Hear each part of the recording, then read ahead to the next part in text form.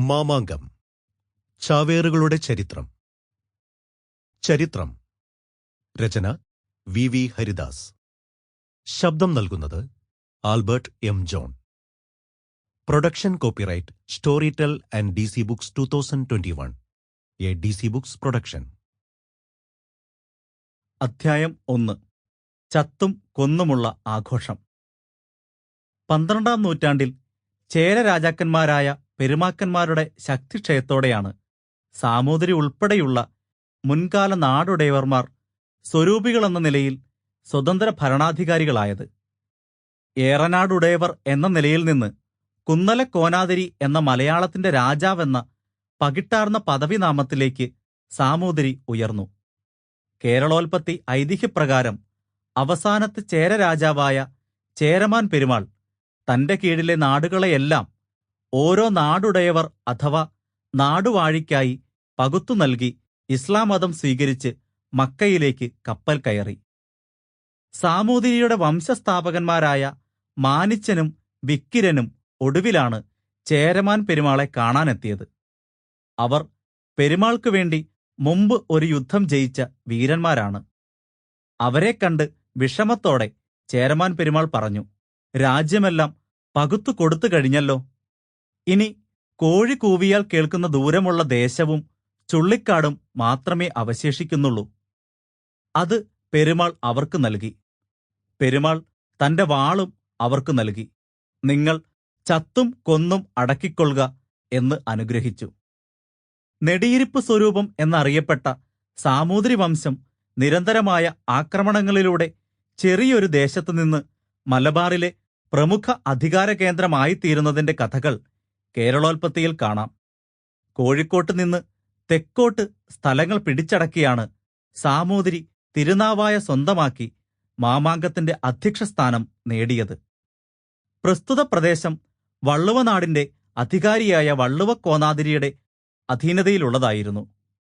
തന്റെ രാജ്യവും മാമാങ്കവും അതിക്രമിച്ച് പിടിച്ചടക്കിയ സാമൂതിരിയോടുള്ള കുടിപ്പകയാണ് വള്ളുവ കോനാതിരി മാമാങ്കത്തിന് ചാവേറുകളെ അയക്കാനിടയാക്കിയത്. കേരളോൽപ്പത്തി സൂചിപ്പിക്കുന്നതുപോലെ വള്ളുവനാട് ആക്രമണത്തിൽ സാമൂതിരിക്ക് അറബികളുടെയും മുസ്ലിങ്ങളുടെയും സഹായം ലഭിച്ചിരിക്കാം. സാമൂതിരി തിരുനാവായ പിടിച്ചടക്കി മാമാങ്കത്തിന്റെ രക്ഷാപുരുഷനാകുന്നത് 14-ാം നൂറ്റാണ്ടിലാണെന്നാണ് കണക്കാക്കിയിരുന്നത്. എന്നാൽ വള്ളുവ കോനാതിരിയുടെ ഒരു ഗ്രന്ഥവരി രേഖയിൽ അത് 15-ാം നൂറ്റാണ്ട് അവസാനമാണെന്ന പരാമർശം ഉള്ളതായി പറയുന്നു. മാമാങ്കം സാമൂതിരിക്ക് സ്വന്തമാകുന്ന കഥ കേരളോൽപ്പത്തിയിലുള്ളത് ഇങ്ങനെയാണ്. കോഴിക്കോട്ട് കോയ ഒരിക്കൽ മാമാങ്കം കാണാൻ പോയി. കോയ പ്രസ്തുത ഉത്സവത്തെപ്പറ്റി സാമൂതിരിയോട് പൊടിപ്പും തൊങ്ങലും ചേർത്ത് വിവരിച്ചു. കൂടാതെ മാമാങ്കം സാമൂതിരിയുടെ കീഴിൽ നടക്കുകയാണെങ്കിൽ ഇപ്പോഴുള്ളതിലും നന്നാകുമെന്നും കോയ പറഞ്ഞു. അതിനുള്ള കഴിവ് തനിക്കില്ലെന്ന് സാമൂതിരി പറഞ്ഞു. സാമൂതിരിക്ക് താത്പര്യമുണ്ടെങ്കിൽ താൻ അതിന് സഹായിക്കാമെന്ന് കോയ വാഗ്ദാനം നൽകി. എങ്കിൽ മാമാങ്കാഘോഷത്തിൽ കോയയെ തന്റെ വലതുവശത്ത് നിർത്തുമെന്ന് സാമൂതിരിയും ഏറ്റു. തുടർന്ന് സാമൂതിരി കരയിലൂടെയും കോയ കടൽ വഴിയും പടനയിച്ച് തിരുനാവായ കീഴടക്കി. അങ്ങനെ അടുത്ത മാമാങ്കത്തിൽ സാമൂതിരി രക്ഷാപുരുഷനായി. കഥകളിങ്ങനെ ഏറെയുണ്ട്. വാക്കുവന്ന വഴി. ഒരു സമൂഹം അതിന്റെ ഭൂതകാലത്തെ ഓർത്തെടുക്കുന്നത് വ്യത്യസ്തമായ രീതികളിലാണ്.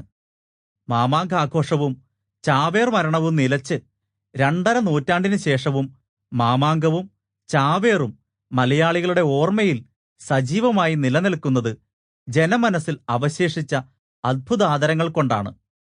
ഏഷ്യയിലെ ഏറ്റവും വലിയ കലാമാമാങ്കമായി സംസ്ഥാന സ്കൂൾ യുവജനോത്സവത്തെ വിശേഷിപ്പിക്കുമ്പോഴും ലോകത്തിന്റെ വിവിധയിടങ്ങളിൽ നടക്കുന്ന ചാവേർ ആക്രമണങ്ങളെപ്പറ്റിയുള്ള വാർത്തകൾ കേൾക്കുമ്പോഴും മാമാങ്കവും ചാവേറും വർത്തമാനകാലത്ത് മലയാളിയുടെ ബോധമണ്ഡലത്തിൽ നിലനിൽക്കുന്നുവെന്ന് കാണാം.